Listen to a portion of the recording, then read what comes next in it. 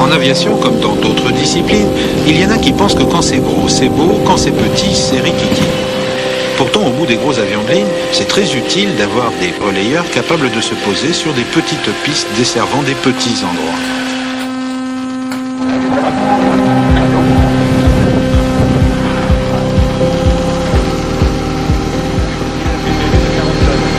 Jusqu'au dernier moment, on va affiner la manière dont sera chargé l'avion, quitte à faire du troc.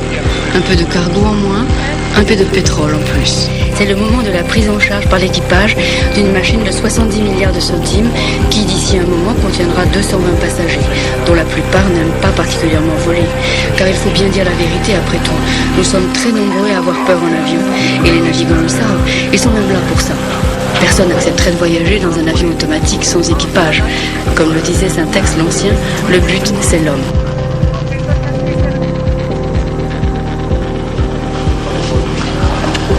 On entend dire tant de choses sur les navigants. La vérité, c'est que c'est un métier qui colle à la peau et qui devient vite une manière ou même une raison de vivre.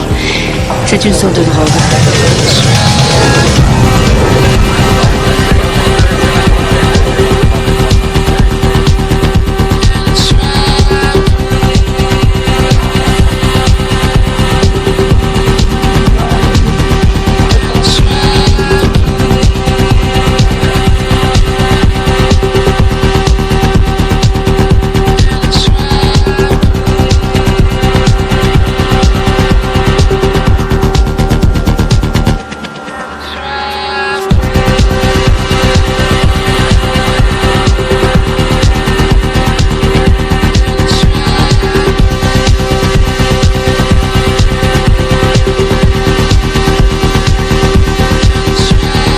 Sur les écrans, les codes ésotériques d'une poésie de chiffres.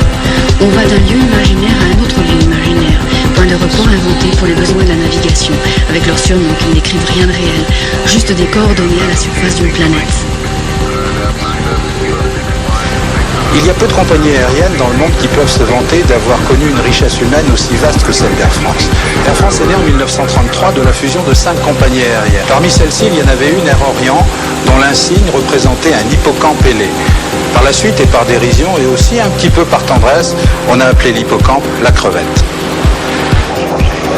Aujourd'hui, des millions de voyageurs empruntent chaque jour les routes du ciel à bord de navires fuselés accrochés à des ailes fines comme des lames qui survolent les océans et les mers de nuages à 1000 à l'heure, et tout le monde trouve ça normal. Oui, le monde a bien changé.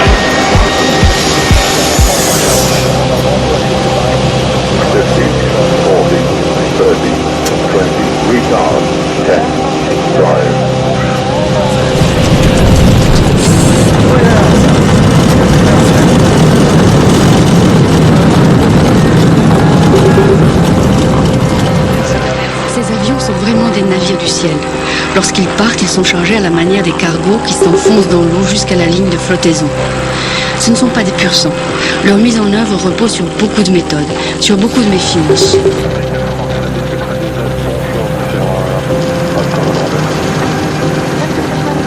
La vérité, c'est que c'est un métier qui colle à la peau et qui devient vite une manière ou même une raison de vivre. C'est une sorte de drogue.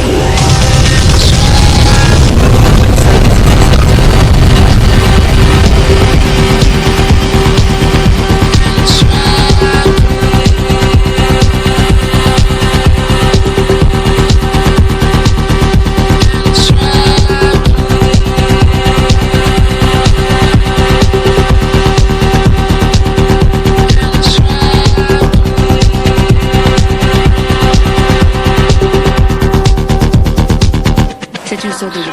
C'est une sorte de drogue.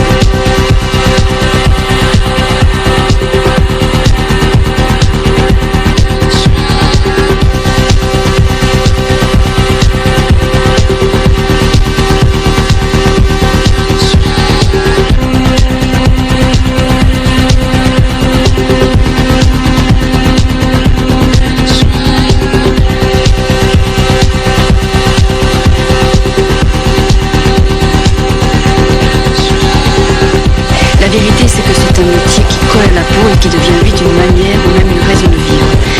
C'est une sorte de drogue. C'est un perpétuel câlin d'un score d'images, de situations qui se télescopent